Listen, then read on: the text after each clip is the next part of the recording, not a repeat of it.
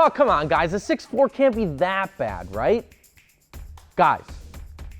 No, guys, wait. But come on. But I had a buddy who had one, and they're like, all right, fine. A few days ago, we dropped a video on the 6-liter Powerstroke, and you guys absolutely loved it. We got a ton of positive feedback in the comments, and while the contents of that video aren't important here, there was a resounding theme in the comments section that while the 6 liters had their fair share of issues, it seems that the 6.4 was even less of a crowd favorite.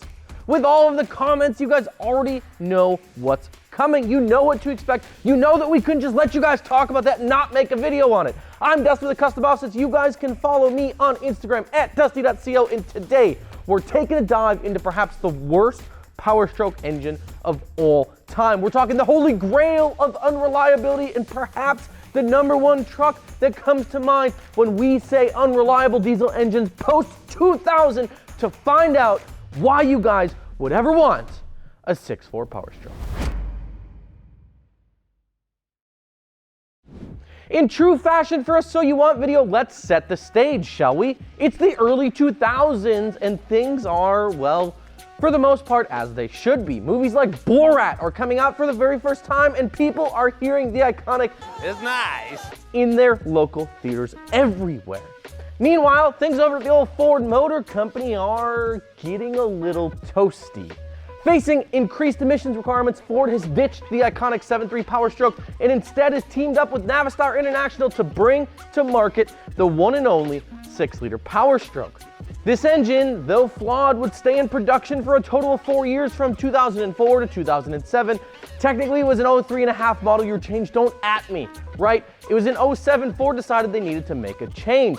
I guess you can only be on the receiving end of so many head gasket jokes before you've had enough and you opt for a completely new redesign. Thus, the star of today's show, the one and only 6.4-liter Powerstroke was born. Based on the International Max Force 7 with 2 X's in the Max Force for twice the force, the 6.4 would be the first Powerstroke engine to be used in a Ford truck that featured a diesel particulate filter, or DPF for short. Produced for only 2 short years, the 6.4 would be the straw that broke the camel's back when it came to the rocky partnership between Ford and Navistar, but we will touch a little bit more on this scandalous little nugget later, so stay tuned and subscribe to the channel if you haven't already. Also, just really quick, if you're like me and you're on like the post-holiday comatose thing today where you're sleeping off all that turkey and you don't really want to go out, but you know that there's Black Friday deals, and I have good news. We have a bunch of them. You can find them all at customoffsets.com. Just check them out. We've got a ton of inventory. You guys can pick it up right away. And you don't have to leave your couch. You can just hang out and drink another beer and lay back and watch some football, because I know that on Black Friday, that's what I'm going to be doing. Now, when you look at the 6.4, it really had all of the foundation, all of the building blocks to be a really solid engine. The block, ironically enough, was cast iron and was pretty solid. Instead of main bearing caps on the crankshaft, the 6.4 opted to have a bed plate to secure the connecting rods to the crank, meaning that it was also quite a bit stronger than some of the other engines on the market at the time.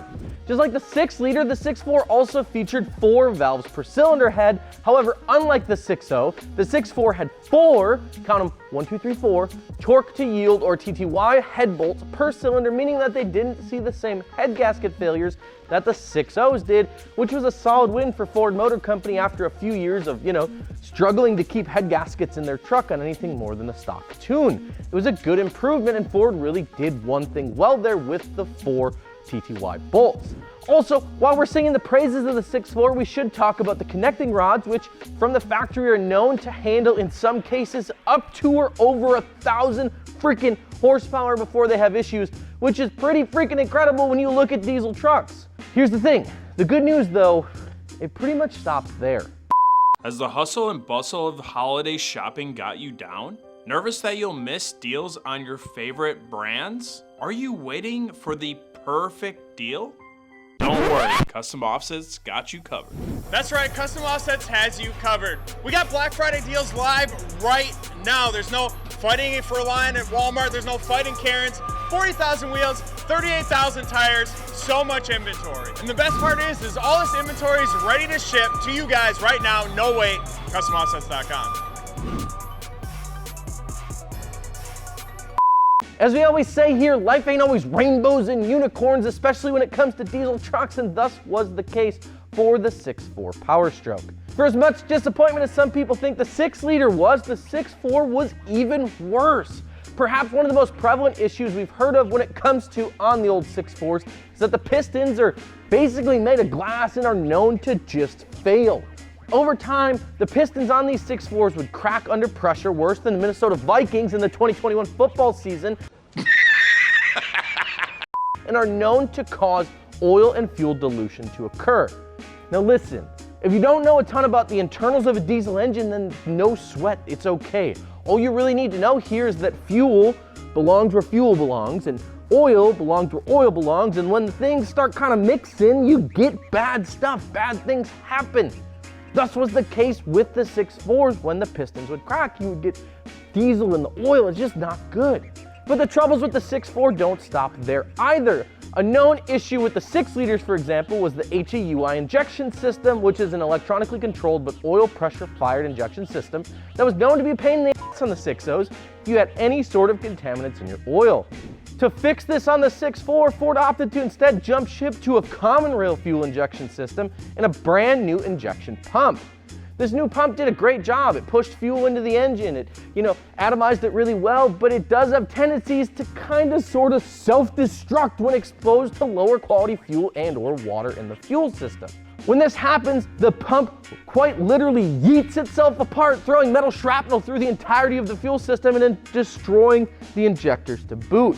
The more we dive into the 6.4, the more I really struggled with this engine. While its predecessor, the 6-liter, seems to get all the hate, at least all of the issues on the 6-liter were, for the most part, external or top-end failures, right? We're talking ICP sensors, IPRs, FICA modules, and the likes. They were all troublesome, right? But they were at least relatively easy to fix. Hell, even the catastrophic head gasket failures on the 6-liters were relatively simple jobs. When it came to repairing them, it took a weekend. You could tear the top end of the engine apart. It really wasn't all that bad. The common theme we found with the 6.4s is when they fail, they detonate like an AC-130, raining down holy hellfire on the opposing forces. We're talking like a 10-kill streak on COD and you're just getting warmed up kind of catastrophic, right? PS, P90 Scavenger Pro is the way to go. Oil dilution due to cracked piston, clogged EGR coolers because there's not one but 2 EGR valves on these trucks. Sequential turbos starved for oil and sending metal through the intake system, cylinder washing, wire chafing on the high pressure fuel pumps, cracked heads, and don't even get me started on the clogged first generation diesel particulate filters. The 6.4 was by most definitions a pretty big failure, and so much so that it spelled the end of the Ford and Navistar partnership.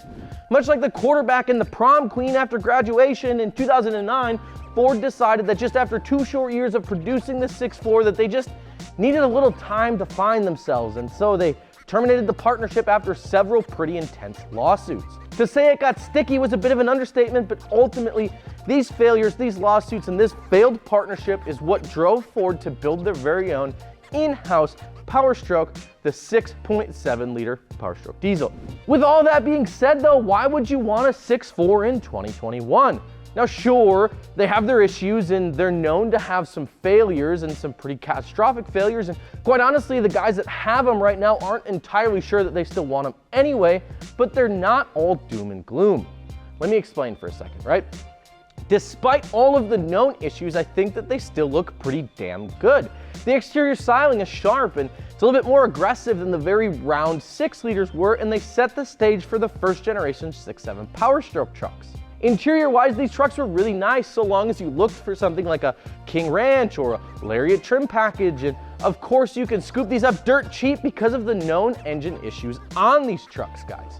This creates a really unique opportunity for you to get your hands dirty and do an engine swap, for example. Take Wesley Champlin, for example, who scooped up a 6.4 on a local auction for next to nothing. We're talking pennies on the dollar at an estate auction, and immediately pulled the Powerstroke out of that truck, dropped the Cummins in its place, and then, had a truck that was significantly more reliable than the 6.4 that was in it to begin with. It really was a decent build for the amount of money he's got tied up into it, and while sure that was a couple years ago, you could still get into one of these relatively cheaply.